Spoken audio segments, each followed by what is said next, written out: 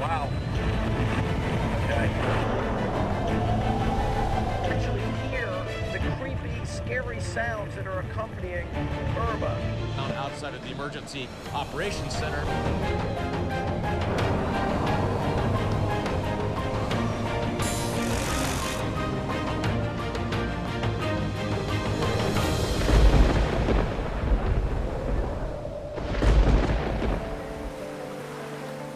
Good evening.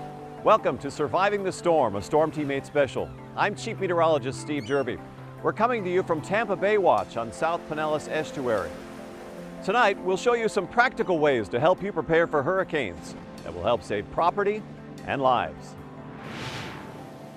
Tampa Bay Watch is a living laboratory where scientists and volunteers study the estuary ecosystem and the role climate and weather, especially severe weather such as hurricanes, affected.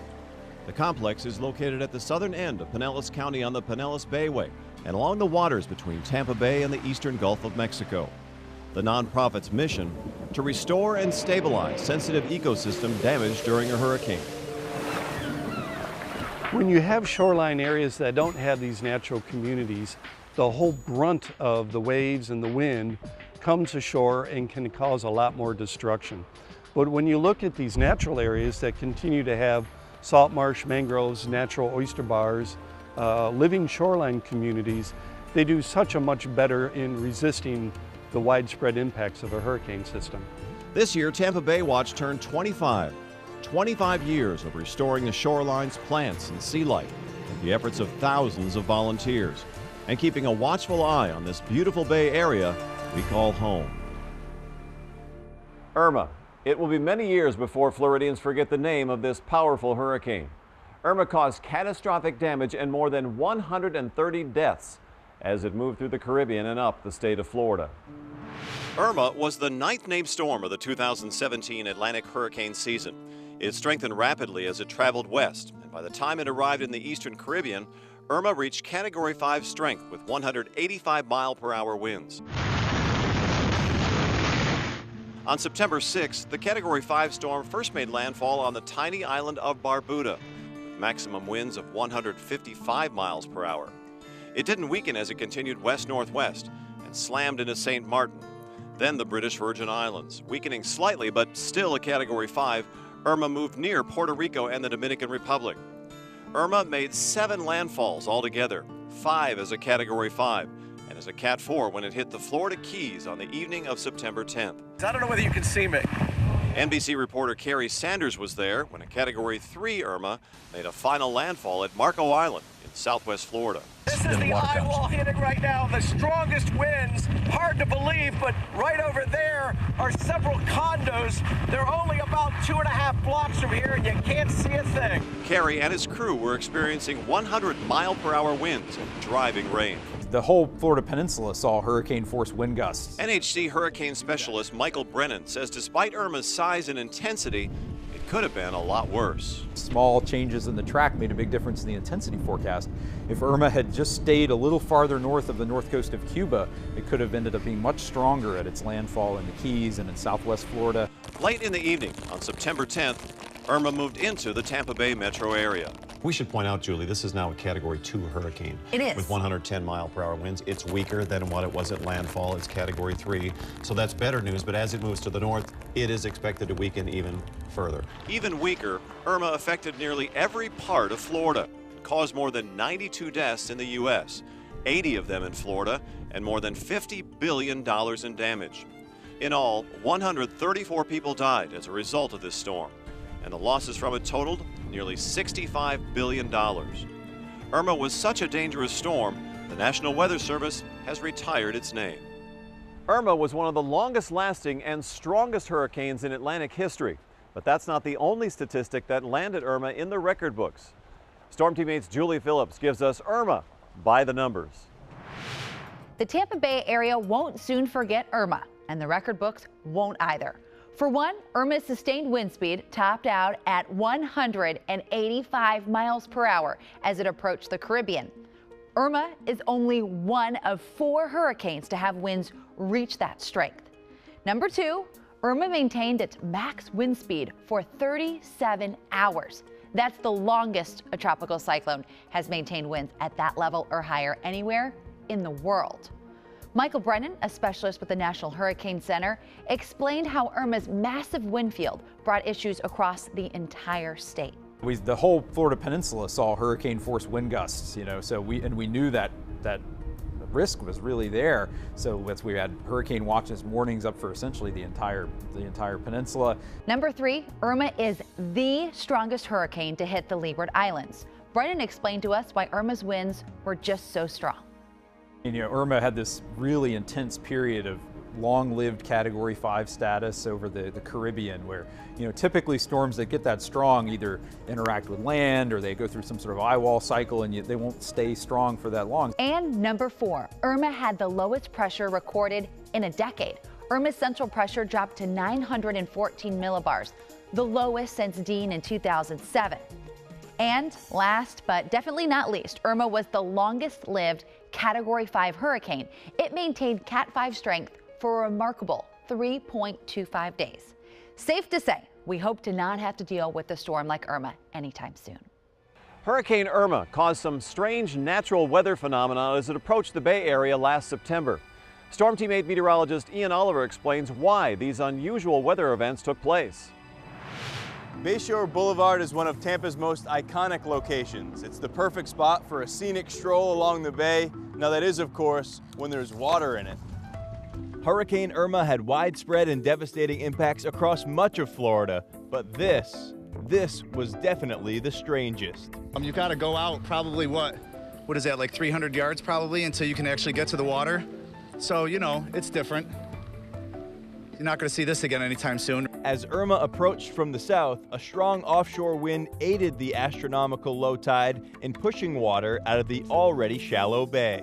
Just as you can push water over land, you can pull water away from the bay. Obviously, there was no water where there should be water. This was the perfect recipe for what was, in effect, a reverse storm surge. A somewhat apocalyptic scene for those who witnessed it, and millions more who saw these images across the country. Winds are actually stronger on the eastern side, and of course the Tampa Bay area only narrowly avoided a worst-case scenario for storm surge flooding, a track that would have taken Irma just offshore to the west. Instead, the center of the storm passed well east of the bay. Small changes in that track along the west coast of Florida made a huge difference for what the surge risk was, from all the way from the Tampa area all the way down to the Keys. Thankfully, by the time the wind shifted back onshore across Tampa Bay, the western side of Irma had degraded. The wind died down and a minimal surge was recorded. Of course, many coastal areas were not spared. A several-foot storm surge swamped portions of southwest Florida and the Keys. Some areas along the Atlantic coast were pounded too. Downtown Jacksonville experienced record flooding. Hurricane Irma was interesting in that it was a very large storm, and it also took a very unique track. Coming up the peninsula like it did, you basically had storm surge occurring on both sides of the coast. Irma caused one of the largest power outages due to a disaster in our nation's history. 62% of the state's 10.5 million households were without power following the hurricane. Before and after satellite images from NOAA show Florida typically lit up at night, and the effects of the widespread power outage after Irma. If you ain't got no electricity, you just ain't got no electricity. Are you ready in case you lose power? Have a plan just in case. To purchase a generator, make sure you get one strong enough to serve your needs. Stock up now on non-perishables and water. And as the storm approaches, start making ice to store in the freezer, to use in coolers if you lose power. Being well prepared gives you your best chance of surviving the storm.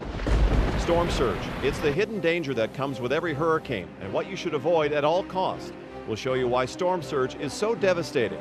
Information you need when surviving the storm.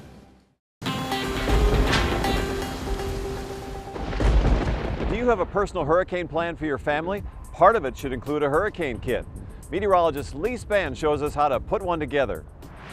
That's right, I'm here with Jose Bueno with the American Red Cross, and we are going to make the perfect hurricane kit as we get ready to head into the hurricane season. Thanks for helping us out today. Oh, my pleasure. Thank you for having us here. All right, so what do we need?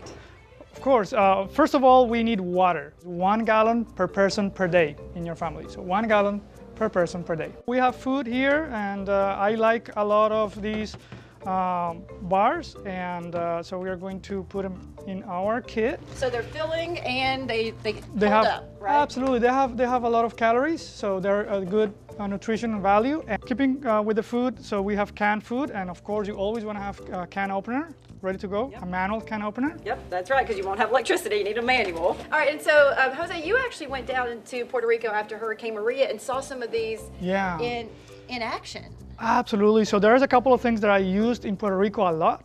So I always had these ready. So it's a live straw water purification system. You put the unclean water inside the bottle, and then with the straw you just suck the water, and it will come out purified. So it's a multi-use tool. I also use a first aid kit when I traveled to Puerto Rico. I had a couple of cuts moving trees and stuff. So I always have a current first aid kit. I make sure that all the things inside are up to date. Communication and information is extremely important, so you always want to have a regular portable radio. Before I went to Puerto Rico, I bought this online, and it's a solar power charger, so you can charge different devices. I have an insect repellent. Okay. So that's very important. Right in there. Hand sanitizer is very important. Of course, matches. So this is very important. Maybe you have to cook something and you don't have electricity. Trash bag. And we close this up, and we hope that we don't have to use it. But knowing that we have it should make us feel a little bit better as we go into hurricane season. I'm Storm Teammate meteorologist Ed Bloodsworth. Irma was the kind of weather event that Max Defender 8 was made to track. Its 1 million watts of power and S-band technology were put to the test. We don't have to tap into our radar network at this point. It is within Max Defender 8's range, which is far exceeding most radars' range at this point. Our radar gave us the ability to see through Irma's heavy rain bands and into the storm's core. Using the S-band technology, it is 202 miles away, and yet we can clearly see that northern eye wall. The movement of that eye became critical as Irma approached Florida. Max Defender 8 was the first to detect a major shift in the storm's track. Still at this time, the Weather Service had this moving northwest. But then we started to notice, you know what? This does not look northwest to us. It looks due north. It looks due north. And then when we draw again, and that is a due north movement. From tornadoes to ferocious wind and blinding rainfall, Max Defender 8 proved that it is the world's most powerful radar. Ed Bloodsworth, Storm Team 8. Storm surge from a hurricane or tropical storm is the greatest threat to life and property. Irma's Category 5 strength built up a tremendous surge that slammed the Florida Keys. When it blew across the Florida Keys, Hurricane Irma had 130-mile-per-hour winds. But much of the devastation was caused by an 8-foot storm surge. Thankfully, almost everyone had evacuated because they knew when it comes to tropical systems, nothing is more dangerous and deadly than water. It's known that about 50% of all deaths related to any hurricane impact are related to surge. And if you add on freshwater flooding or anything like that, it's an additional 40%. So about 90% is related to water, and only 10% is related to wind. Irma did not discriminate when it came to storm surge. I don't recall covering a hurricane that has affected all of the state virtually with significant weather, with storm surge there in the southeast part of Florida and Miami Beach to flooding in St. Augustine and all the way up to Jacksonville. In northeast Florida, the St. Johns River rose to record-breaking heights. Thankfully, new storm surge forecast tools and advance warning from the National Hurricane Center have helped keep those at risk safe. With these major landfalls, with Harvey, Irma, Maria, and then even a Category 1 Hurricane Nate, which produced near equivalent storm surge values, we had 0 related deaths. Is your home safe from the force of a hurricane's wind or water? Coming up, we'll show you what you can do today that may save your home tomorrow. Stay with us. Surviving the storm. We'll be right back.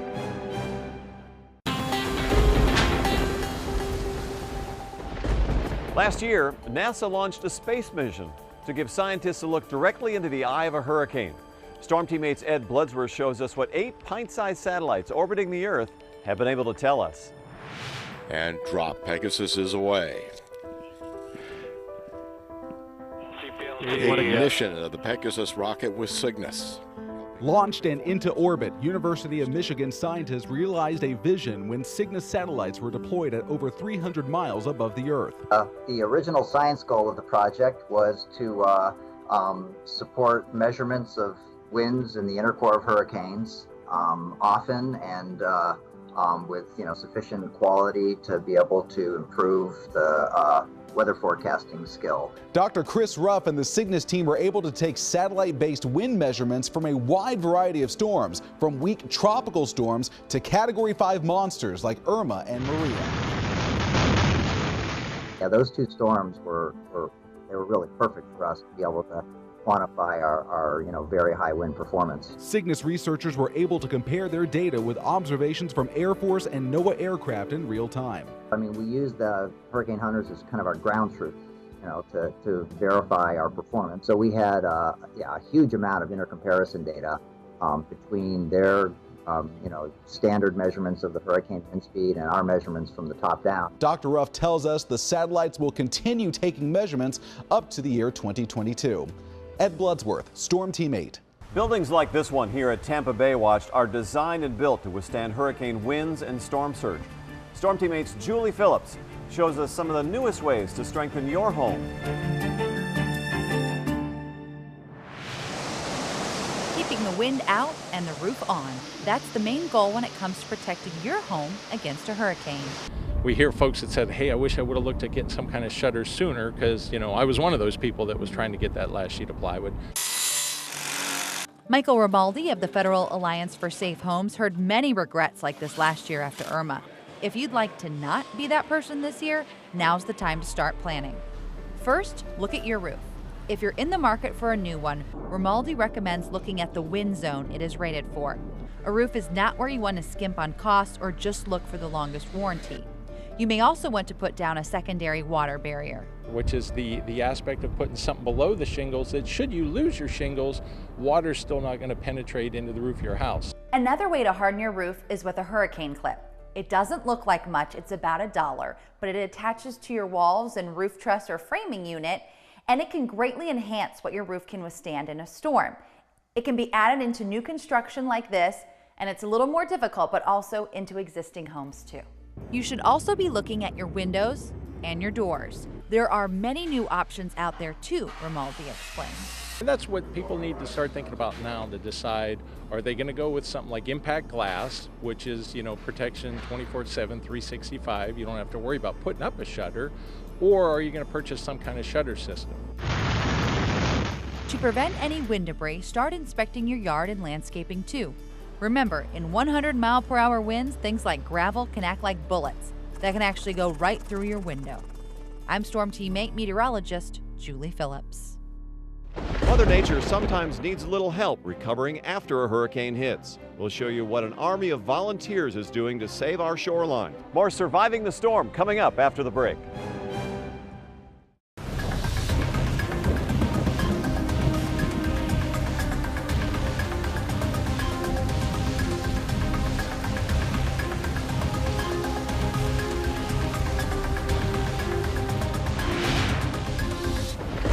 The wind and water driven by a hurricane can transform a landscape overnight.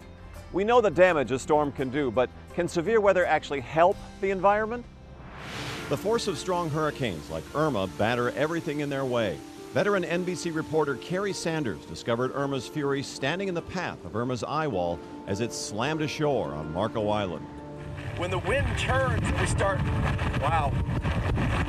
Okay, hang on. Yeah.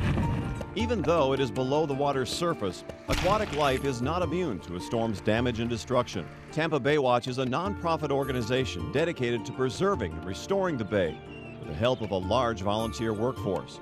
Irma's winds and rain runoff caused damage along the shore, threatening the valuable oyster population. Basically, that nutrient-rich water kind of created algal blooms, which created some problems. The oysters were there to kind of control it, but that was a lot of water, so that damaged a lot of things, created some water quality issues, but if we have the oysters there in strong supply, that can help prevent things like that. That's why one of Tampa Bay Watch's more important projects is the creation of concrete oyster domes that attract and house colonies of the creatures. After a few months, the artificial reefs will be covered with hundreds and later thousands of oysters. Oyster communities are one of those systems that do a great job of reducing wave action along shoreline. So we look at every opportunity that we can to install these natural oyster bars to help protect against widespread erosion around natural shorelines in the bay. More than that, the oysters improve water quality by getting rid of pollution. Once they grow up, once submerged, they're filtering anywhere from 2 to 5 gallons of water an hour. They're filtering that through their system in order to feed, getting algae, organic matter out of the water. But what they're also doing is taking out things like storm drain runoff, pollution, the algae that causes red tide, your microplastics to some degree, and that allows for that water to be cleaned through a biological filtration process through the oysters, and then allows other things to come back to the system that were more susceptible to that pollution. We know hurricanes can hurt the environment, but can they actually help? Scientists believe tropical storms are a natural occurrence and serve an environmental purpose. Hurricanes are a necessary part of the system. They're kind of a cleansing, as it were. Plague says hurricanes create new sandy islands, allowing fresh sea and salt marsh grasses to regenerate and thrive, holding the islands in place and allowing plant and animal habitats to develop and grow. Circle of life. Thanks so much for joining us here at Tampa Bay Watch in Pinellas County. Make sure you prepare by having your plan in place well ahead of time. We hope the information we brought you will help you and your family prepare for the next storm. Good night.